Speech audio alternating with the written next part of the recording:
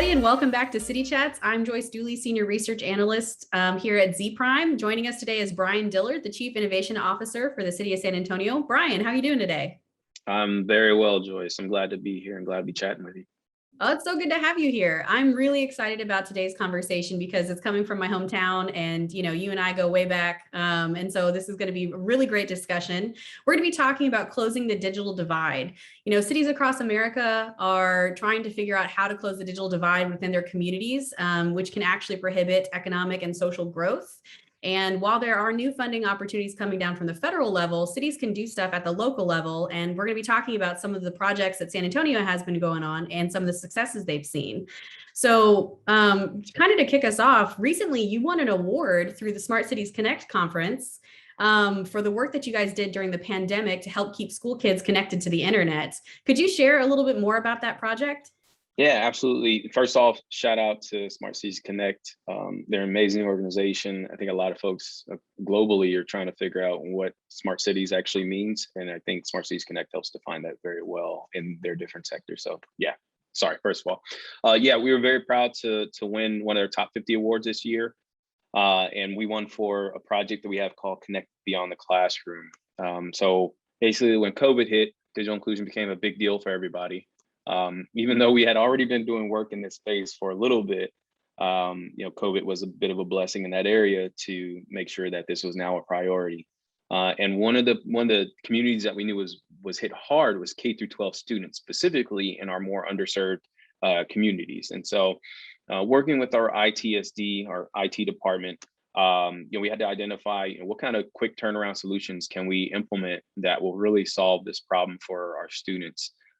We had hotspots going out like crazy from every organization, but as we know, hotspots is just a Band-Aid. At times in some of these communities, they don't even have the cellular network strength in order for the hotspot to actually provide adequate coverage.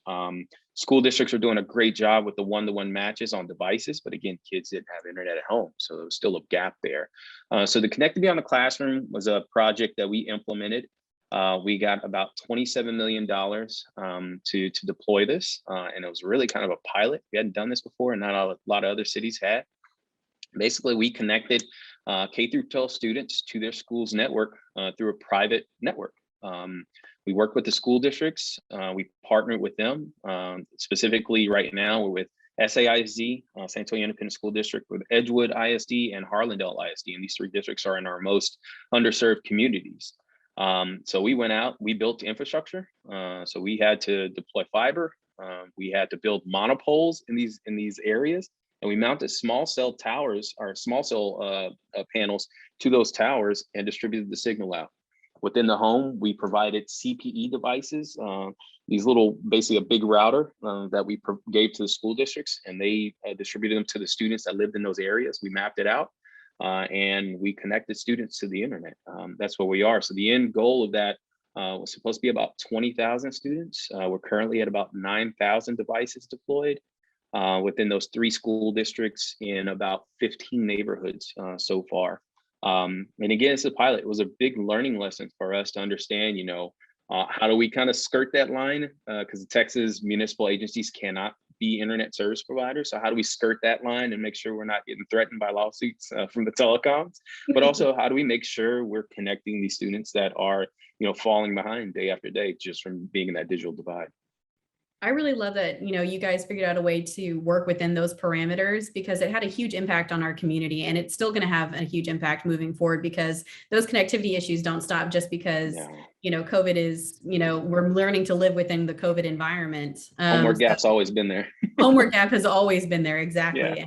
And, there's been a huge gap for San Antonio for quite some time. So it's really great to see that kind of progress. And closing the digital divide in general is really important to the overall well-being of people in San Antonio. Can you talk to us more about the digital roadmap that you guys have been working on? Yeah, because that was absolutely. A big project. It's a huge project. It was I won't say it's a capstone because the capstone is really getting everybody connected, but it was a big jump for us. So I'll kind of go back real quick. 2019, we proposed to our leadership and to council that we do a digital divide assessment, because we had been hearing for years that 25% of our community didn't have access to broadband internet, but we really need to get a more granular look at that.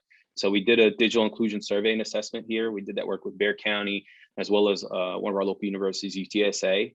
And we came out with this report. The report came out right, I think it was in April. We finalized the report of 2020. So right when COVID hit San Antonio, that's when we were able to talk about it. So when council got concerned, when leadership got concerned and said, hey, we really need to do something, we basically handed them this assessment and said, hey, this is the current landscape. It's really how we determined where we were going to go first for Connected Beyond the Classroom. Well, as we started doing the work with Connected Beyond the Classroom, as we continued to speak to the digital divide assessment, private sector came out, specifically Toyota and Charles Butt Foundation here in San Antonio.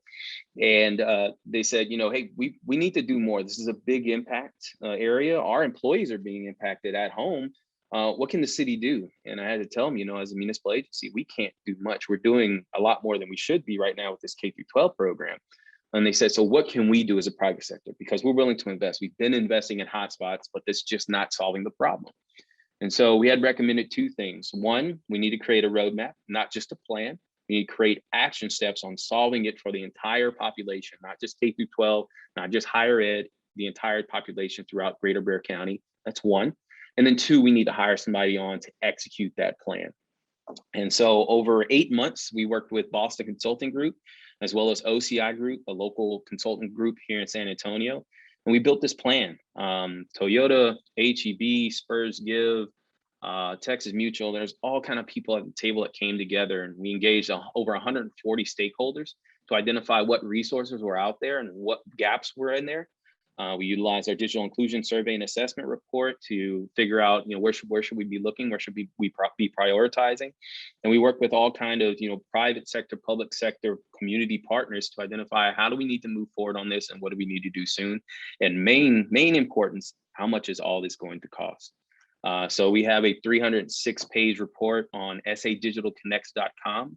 We've got an entire portal, because one thing, as we were building all this information, building this compendium of information, we wanted to make sure that was all accessible to public. Again, this is a public-private community partnership. We're all working together. None of us can do this in silo or on our own. So that's really what that's about. SA Digital Connects, it's our roadmap. We just hired our new executive director on about three weeks ago, Marina Alderete Gavito. Wonderful young lady. So we're excited to see the work happening right now. Yeah, no, I mean, that is a huge undertaking. And I really appreciate, as a resident here in San Antonio, that, there's so much engagement that you guys are trying to do, and the transparency in which you're trying to accomplish these goals. And yeah, a huge shout out to Marina for getting that position, because I can't think of someone better to move forward on this project. And so what does the timeline look like exactly for success here? Yeah, so our goal is to close the digital divide 100% for all of Greater Bexar County and San Antonio within the next 4 years. So that is all three legs of the stool. That's access to the internet, affordable, adequate access.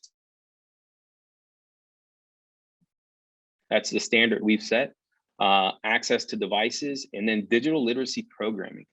That's one of the key items here. Is we can provide internet all day. We can provide somebody with a laptop, but if they don't know how to use it or what to use it for, we're kind of back to square one. Not to mention, as we're having more of these conversations, we're realizing our community isn't secure in, utilizing internet. Some of our seniors, some of our young folks don't really want to access the internet. They don't feel comfortable there. They may feel intimidated by some of the knowledge that they have to gain. So we're trying to make that easier with them. And again, there's a lot of resources already in place. We've got places like Oats, Oasis, we've got community centers that are doing this work. Of course, our school districts doing this work. How do we find strategic alignment among all those is very important and very key to making that 4-year mark to closing that gap. Yeah, no, I mean, thank you for bringing up some of those external resources like the Oats program, because there are some really great organizations already at work in our community. And I think that this is, a really great platform and opportunity for us to come together and unify those efforts. So thank you. And you kind of answered one of my questions already, which was like, what role does the industry have in it? Because, this really does have to be a holistic approach forward. But what would you say some of what has been one of the sticking points, I guess, about including so many stakeholders in this process? The fact that we're all doing the work. Either we're all doing the work or we're all suffering the pain from the work not being done in the past. Mm. So, the city of San Antonio, yes, we have a customer base that covers the entire city. The county who is our peer partner in this effort, of course, has customers. We have the same customer base. They have a larger customer. They got rural communities. But really, at the end of the day, when it comes to those partnerships, these partners have a direct relationship with the resident. I don't have as direct a relationship as San Antonio Housing Authority when it comes to those residents in their space. I'll go back to ISDs, I don't have as direct a relationship with those students and their families. So making sure that we're all in a strategic alignment, our messaging is somewhat in line. You're never going to get all the way in line. And then also the spending. So we're all spending dollars on solving this. How can we do that together and make it more impactful? How do we make sure we're not duplicating efforts in communities that we shouldn't be, and making sure that we're all, kind of moving forward in the right spaces at the right time? That's really key when it comes to the partnerships. When we talk about private sector, again, I'll talk about that direct relationship with the customer. These customers are their employees, and they're feeling the impact economically. These businesses are. I've got a lot of questions, coming to me over the last year about, I've got internet connectivity. What does it matter to me? Why should I be spending my taxpayer dollars on this? And really, it's an economic impact to the whole of the city, the whole of the county. The more folks we get online, the more folks we get into this digital realm when it comes to telehealth, access to financial institutions, access to workforce development, access to education. That's a tide that rises all ships. So I think that's where private sector really is starting to understand the importance of this and why it needs to be a major investment made. Yeah, no, thank you for that. You bring up some really good points, and I'm glad to see that everybody's willing to do the work this go around, because this is an aggressive timeline. But to be honest, we should have solved this a long time ago, right? I mean, these are challenges that people have been struggling with for quite some time. And it's nice that it's not a unique problem, but for having such a ubiquitous problem, it's kind of sucks that it's taken us so long to get to this point. Unfortunately, but we're not going to end on a sour note at all. We're going to be talking about some of the good things and some of the exciting things that are going on, because you guys have a lot of projects. I know that's something that we talk about constantly when we get together. So what are some of the exciting things that you're working on right now, or that you're most proud of? Yeah, so I think a lot of our work that we do within smart cities, we've tried to make sure it is one, resident driven, two, equity driven, and then three, data driven.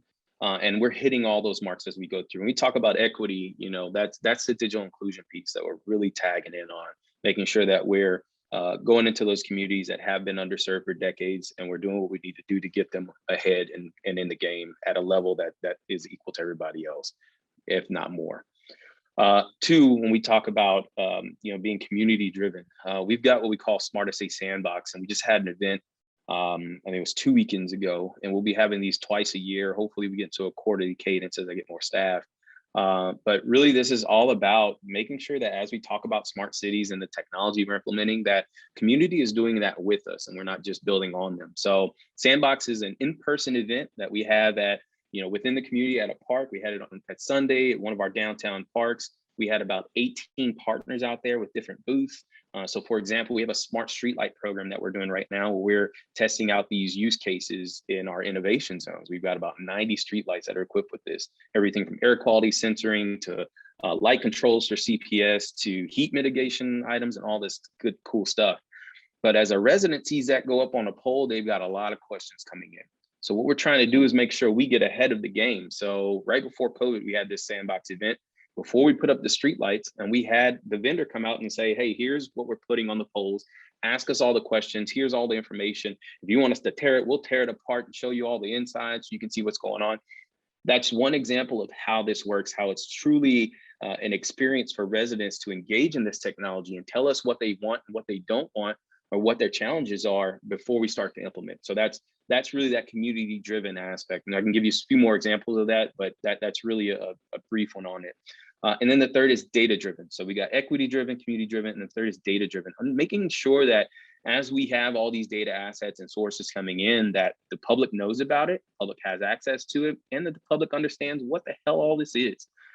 So right now, we stood up the first stages of that, which are our data governance program within the city of San Antonio. We just had administrative director go out The city manager assigned that each department would have at least one data steward throughout their department, to make sure that as we're procuring new technology, as we identify the technology that we already have, we're inventorying those data sets and making sure that what we're bringing in, we know about, and that we're utilizing it to our benefit, not only internally across departments, which we know city organizations can be very siloed, but also with other partner agencies such as CPS, our power provider, and SAWS, our water systems, making sure that we're all tied together and that what we do is truly data driven. At the end of the day, we should be reflecting on that. When we talk about evidence-based decision making, that is backed by data, and not just data. When we talk about numbers, data is numbers and stories. So as we do our surveys and everything, we want all that to come into our open data portal, make sure that public has access to it, but also make sure as an agency, we're utilizing that very well. Well, dang, Brian. I mean, sorry, that was a lot.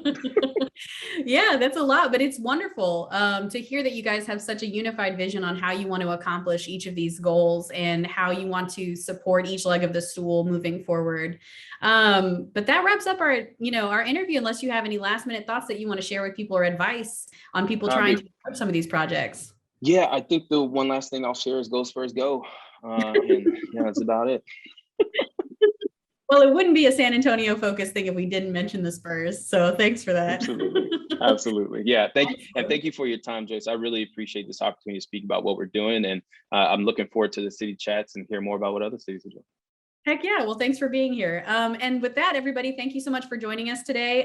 Stay tuned for the next time when we're going to be talking about smart cities with civic leaders and community leaders about all things that are working on. And I think the next one coming up is with Jen Sanders. So stay tuned for that. All right. Thank you so much and have a great day.